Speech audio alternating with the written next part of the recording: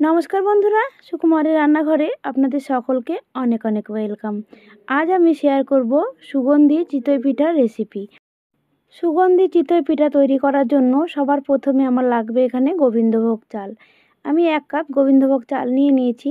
প্রথমে চাল খুব ভালো করে ধুয়ে নেব। 2 থেকে 3 বার জল পাল্টিয়ে পাল্টিয়ে খুব ভালোভাবে চাল পরিষ্কার করে ধুয়ে নেব।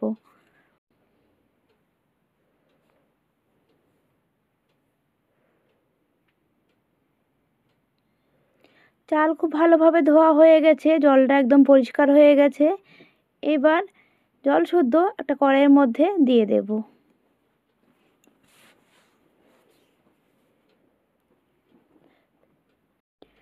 চাল কিন্তু এখানে ভাত রান্না করব না, শুধু জলটা একটু ফুটে উঠলেই বন্ধ করে দেব।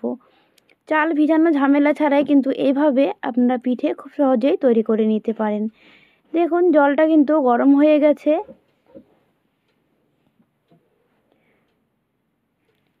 জলটা এবার ফুটতে শুরু হচ্ছে। এই পর্যায়ে আমি গ্যাসটা অফ করে দেব। তারপরে ঢাকা দিয়ে দিলাম প্রায় 15 থেকে 20 মিনিটের জন্য। ফিরে এলাম আমি প্রায় 20 মিনিট পরে। জলটা দেখুন পুরোটাই টেনে নিয়েছে আর চালটাও কিন্তু খুব ভালোভাবে ফুলে উঠেছে।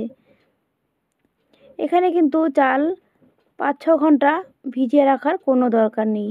দেখতেই পেলেন মাত্র 20-25 মিনিটে চালটা খুব ভালোভাবে ভিজে গেছে। এবার একটা মিক্সিং জারে দিয়ে একটা স্মুথ পেস্ট তৈরি করে নেব।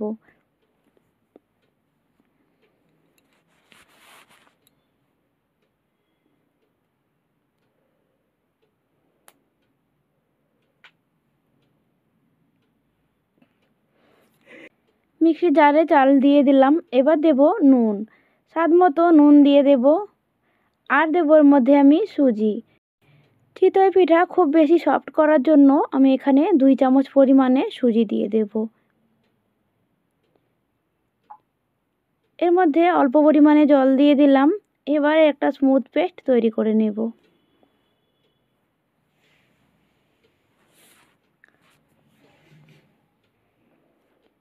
পেস্টটা কিন্তু আমার এখানে তৈরি করা হয়ে গেছে। এবারে বাটির মধ্যে ঢেলে নেব।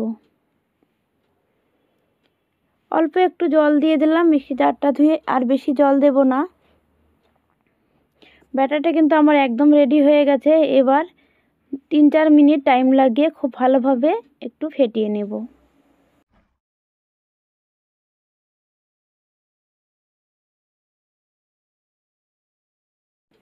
ব্যাটারটা খুব ভালোভাবে 2 থেকে 3 মিনিট টাইম লাগিয়ে ফেটিয়ে নিলাম।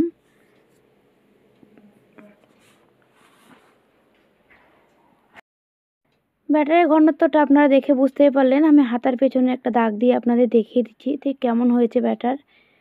এবার একটা বাটিতে নিয়ে নেব তেল। সাদা তেল নিয়ে নিলাম 2 চামচ মতন, আর দেব 1 চামচ মতন জল।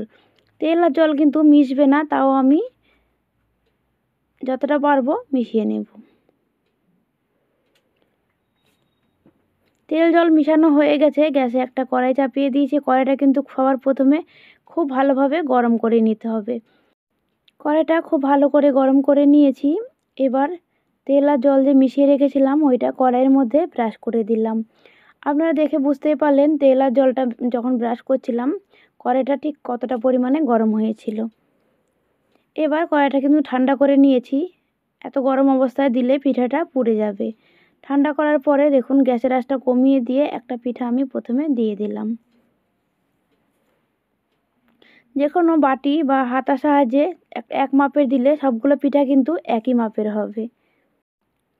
এবার দেখুন একটা ঢাকা দিয়ে দিয়েছি। ঢাকার চারিদিকে কিন্তু আমি ভালোভাবে জল দিয়ে দেব। হাতে করে জল নিয়ে এইভাবে ঢাকার চারিদিকে দিয়ে দিলাম। গ্যাসের আঁচ কিন্তু কমিয়ে রেখে আমি 2 মিনিট টাইম লাগিয়ে পিঠাটা হতে দিয়েছিলাম। দেখুন চিতই পিঠাটা কিন্তু আমার একদম রেডি হয়ে গেছে, আর কিন্তু কড়াইতে চিপকে যায়নি একদমই। খুব সহজেই কিন্তু কড়াই থেকে উঠে এলো। বন্ধুরা আপনারা কিন্তু সবার প্রথমে কড়াইটা খুব ভালো করে গরম করে নেবেন, তাহলে কিন্তু কড়াইতে কখনোই পিঠা চিপকাবে না বা আটকে যাবে না। যদি কড়াই গরম না করেই দিয়ে দেন ব্যাটারটা, তাহলে কিন্তু ব্যাটারটা চিপকে যাবে। দুটো পিঠা আমার তৈরি হয়ে গেল। সেম একইভাবে সবগুলো পিঠা তৈরি করে নেব। আবার আমি কড়াইতে একটু তেল ব্রাশ করে দিলাম। তেল মানে জল আর তেল যে মিশিয়ে রেখেছিলাম ওইটা একটু ব্রাশ করে দিলাম।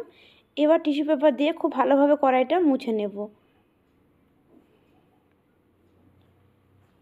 প্রথম পিঠাটা তেল থাকা অবস্থায় করেছিলাম, সেকেন্ড পিঠাটা আমি তেলটা মুছে নিয়ে করছি। দেখুন আবার সেম একইভাবে এতটাই ব্যাটার দিয়ে দিলাম। এবারও আমি ঢাকা দিয়ে দেব। ঢাকা দিয়ে সেম একইভাবে সাইড থেকে দেখুন আমি জল দিয়ে দিচ্ছি। জল দেওয়ার পরে গ্যাসের আঁচটা কিন্তু কমানোই আছে। গ্যাসের আঁচ কমিয়ে 2 থেকে 3 মিনিট টাইম লাগিয়ে এই পিঠাটা তৈরি করে নিলাম। দেখে আপনারা বুঝতেই পারছেন পিঠাটা কিন্তু জালিও হয়েছে আর খুব সুন্দর ফুলেছে।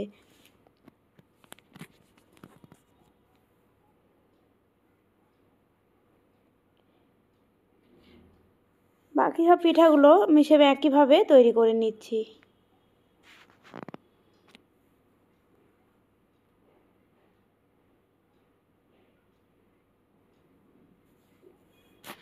বন্ধুরা আপনারা কিন্তু চাল ভেজানো ঝামেলা ছাড়াই মাত্র 10 মিনিটে এইরকমভাবে চিতই পিঠা তৈরি করতে পারেন। বানানো কিন্তু খুব সহজ আর কিন্তু খেতে খুবই সুস্বাদু।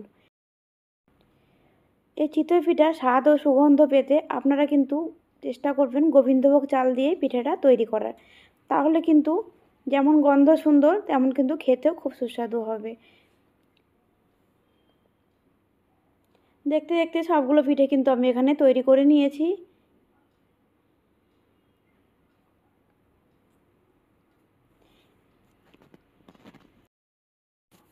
বন্ধুরা এই চিতই পিঠা বানিয়ে আপনারা দুধ দিয়ে জাল দিয়ে খেতে পারেন। আমি এখানে নলেন গুড় দিয়ে পরিবেশন করলাম। আমি আপনাদের একটা পিঠে ভেঙে দেখাবো, দেখে আপনারা বুঝতে পারবেন কতটা সফট হয়েছিল। আর দেখবেন এর পিঠের পিছন সাইডটা কিন্তু খুবই সুন্দর হয়েছে দেখতে। এবার আমি আপনাদের একটা পিঠে ভেঙে দেখাচ্ছি। বন্ধুরা আপনারা দেখে বুঝতেই পারছেন পিঠাটা ঠিক কতটা জালিদার হয়েছে আর ভেতরটা কতটা স্পঞ্জি হয়েছে। বন্ধুরা আজকে আমার এই সুগন্ধি চিতই পিঠার রেসিপিটি কেমন লাগলো কমেন্টে জানাতে ভুলবেন না।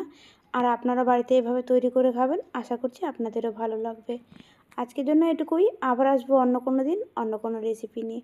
ততক্ষণ আপনারা সকলে ভালো থাকবেন। ধন্যবাদ।